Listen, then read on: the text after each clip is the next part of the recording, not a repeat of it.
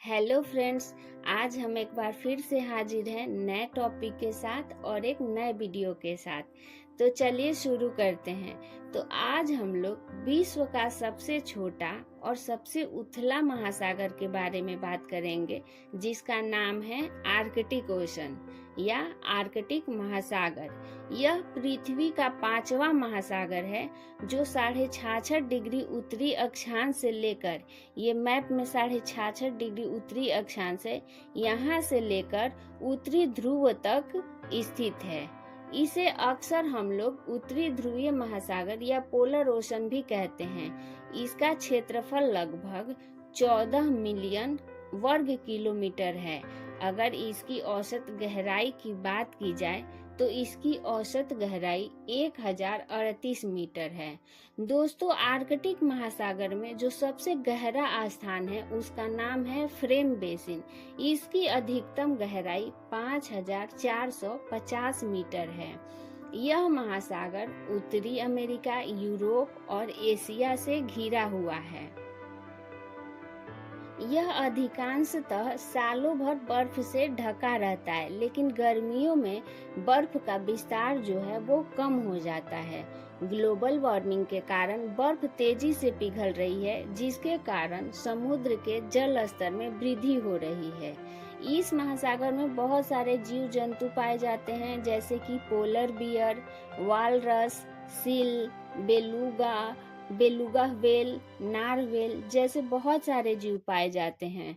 बर्फ के नीचे प्लैंकटन और छोटे छोटे जीव बहुत मात्रा में पाए जाते हैं, जो यहाँ के पारिस्थितिकी तंत्र का बेस है। दोस्तों, यहाँ कड़ाके की ठंड और बर्फीले तूफान चलना एक आम बात है। सर्दियों में यहाँ का तापमान -40 डिग्री सेंटीग्रेड तक जा सकता है, जबकि गर्मियों में तापमान 0 डिग्री सेंटीग्रेड के आसपास रहता है। यहाँ कुछ महत्वपूर्ण द्वीप है, जैसे नोवाया जेमेलिया, स्पिट्सबर्जन, बियर तथा कनाडा के द्वीप आदि इस महासागर में स्थित कुछ महत्वपूर्ण द्वीप है।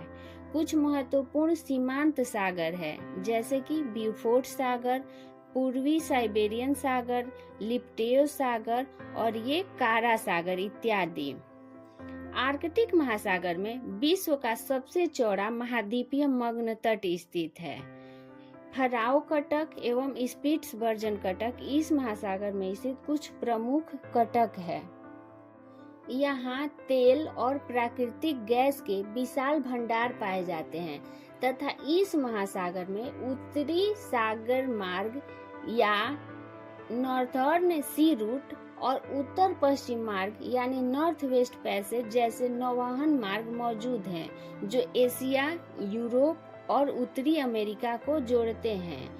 फ्रेंड्स, यह महासागर पृथ्वी की जलवायु को संतुलित रखने में काफी महत्वपूर्ण भूमिका निभाता है। यह ग्लोबल ओशन सर्कुलेशन का हिस्सा है, जो समुद्री धाराओं और तापमान को नियंत्रित करता है। इसे पृथ्वी का रेफ्रिजरेटर भी कहा जाता है, क्योंकि यह वैश्विक जलवायु को ठंडा बनाए रखने में मदद करता है। यहाँ पर कुछ आदिवासी समुदाय भी निवास करती हैं, जैसे कि इनयूट। यह ग्रीनलैंड, कनाडा और अलास्का में रहते हैं। इनका मुख्य कार्य है शिकार करना और मछली पकड़ना। दूसरा है सामी। ये मुख्य रूप से नॉर्वे, स्वीडन और फिनलैंड और रूस के उत्तरी हिस्से में निवास करते हैं। ये रेंडियर पालन के लिए जाने जाते हैं। तीसरा है यूपिक।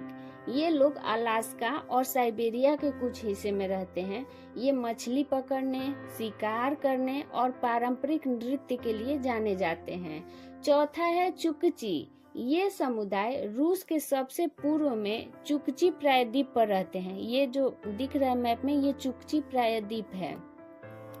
इस पे ये निवास करते हैं। इनका मुख्य जीवन रेंडियर पालन और समुद्री जीवों का शिकार करना है। दोस्तों, इन आदिवासी समुदायों का जीवन प्रकृति पे आधारित होता है। यह आर्कटिक क्षेत्र की जैव विविधता और सांस्कृतिक विरासत का एक प्रमुख हिस्सा है। इसी आधार पर कुछ क्वेश्चन तैयार की हूँ। तो फ्रेंड्स, क्वेश्चन नंबर 1 है, आर्कटिक महासागर का क्षेत्रफल लगभग कितना है? ऑप्शन ए है 10 मिलियन वर्ग किलोमीटर, ऑप्शन बी है 14 मिलियन वर्ग किलोमीटर, ऑप्शन सी है 20 मिलियन वर्ग किलोमीटर और ऑप्शन डी है 25 मिलियन वर्ग किलोमीटर। तो इसका सही आंसर है ऑप्शन बी 14 मिलियन वर्ग किलोमीटर। क्वेश्चन नंबर 2 है, आर्कटिक महासागर का अधिकांश भाग किस मौसम में बर्फ से ढका रहता है? ऑप्शन ए है गर्मियों में, ऑप्शन बी है सर्दियों में, ऑप्शन सी है वर्षा ऋतु में और ऑप्शन डी है शरद ऋतु में। तो इसका सही आंसर है ऑप्शन बी सर्दियों में। क्वेश्चन नंबर 3 है, आर्कटिक महासागर की औसत गहराई लगभग कितनी है?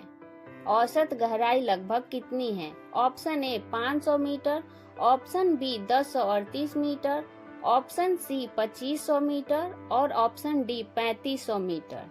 तो इसका सही आंसर है option B 1038 metre.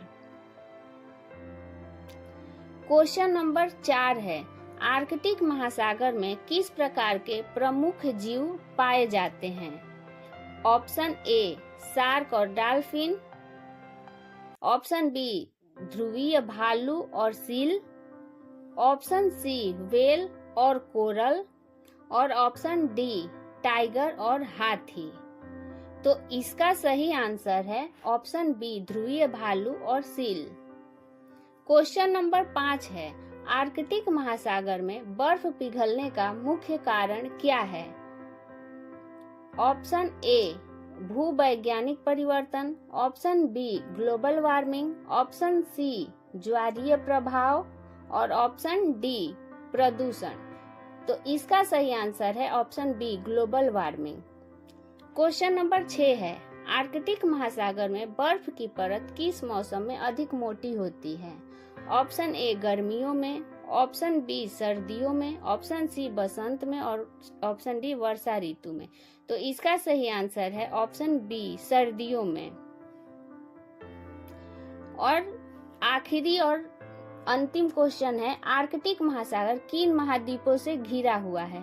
Option A Asia, Europe और अफ्रीका, ऑप्शन बी यूरोप, उत्तरी अमेरिका और Africa, option C Asia, Europe और उत्तरी अमेरिका और ऑप्शन डी यूरोप, अफ्रीका और दक्षिण अमेरिका। तो इसका सही आंसर है ऑप्शन सी एशिया, यूरोप और उत्तरी अमेरिका, ऑप्शन सी। तो फ्रेंड्स, आज का हमारा वीडियो कैसा लगा हमें ज़रूर बताएं और हमारा वीडियो पसंद आया हो तो लाइक करें, कमेंट करें और अगर आप चैनल पे नए हैं तो मेरे चैनल को सब्सक्राइब करें। Thank you.